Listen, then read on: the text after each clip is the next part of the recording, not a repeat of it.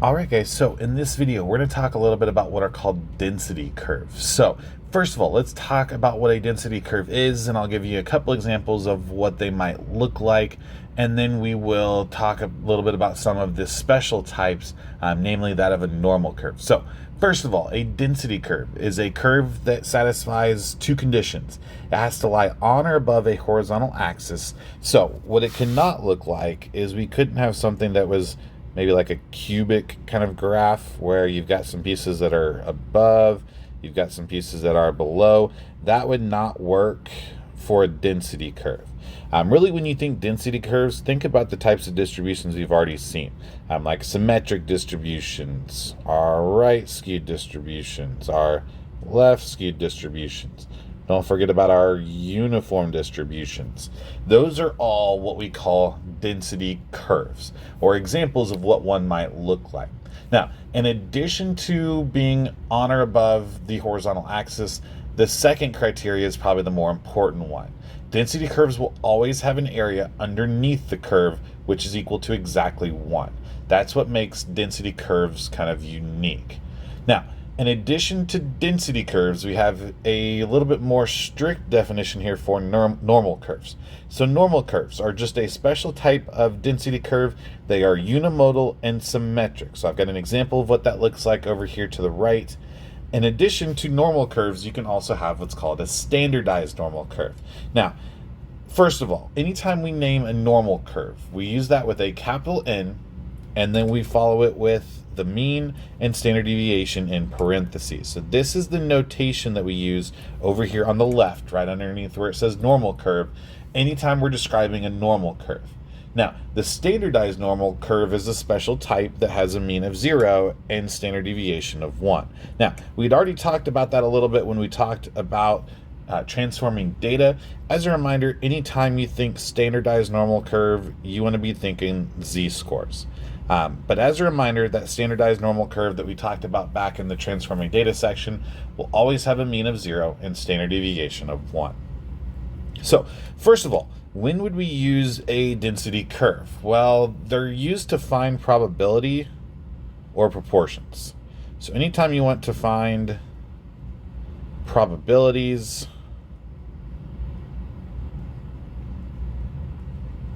or proportions, that's where a density curve really is useful. Now, why is that? And that's really because they're pretty easy to use. They're pretty easy to use, they're simple to understand, they kind of work nicely for what we need them to work for. So, for this first example, let's think about what a density curve might look like for a distribution that is single peak or unimodal, but is skewed to the left.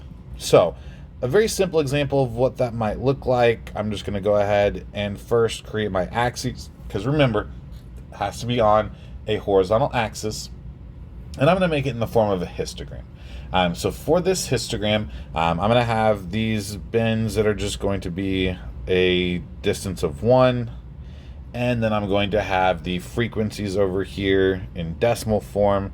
Starting at 0, here is 0.1, 0.2, 0.3, and 0.4.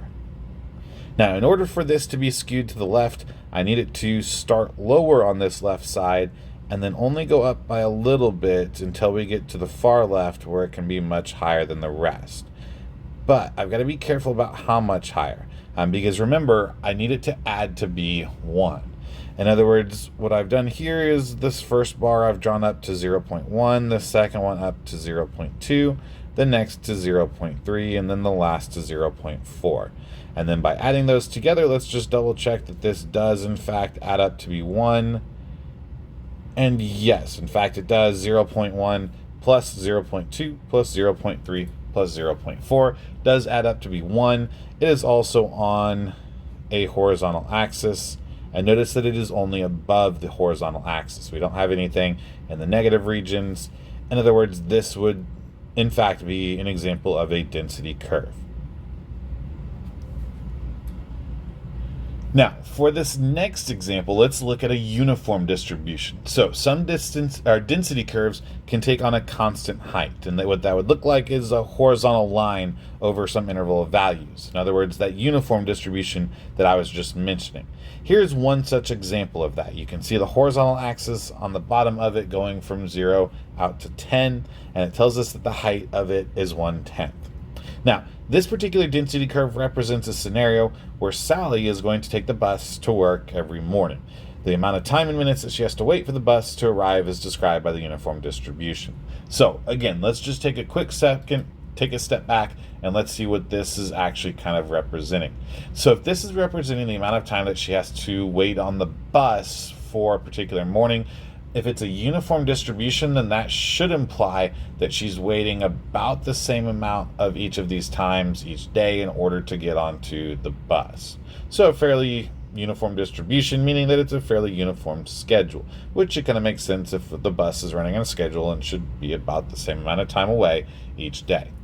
So in part A, let's first describe why this curve satisfies the two requirements for a density curve similar to what we did up above.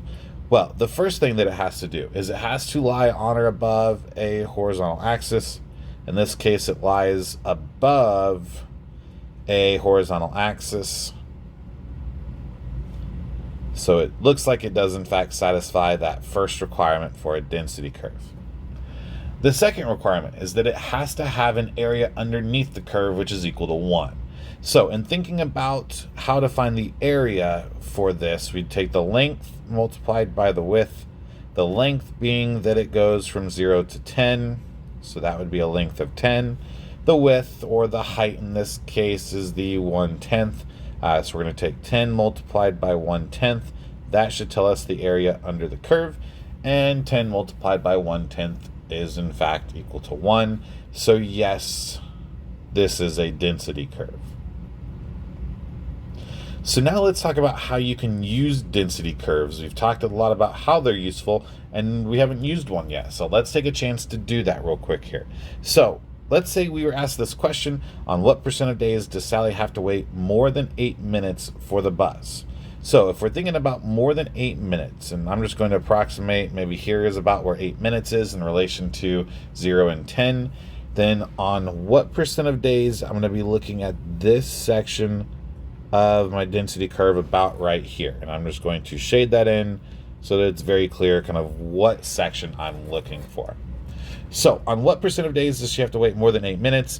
Well, now my length, if we're thinking about the area, is 2. That would be from 8 to 10. My height is still the same, so 1/10. In other words, 2 multiplied by 1/10, or 0.2. That would be to say that Sally has to wait more than 8 minutes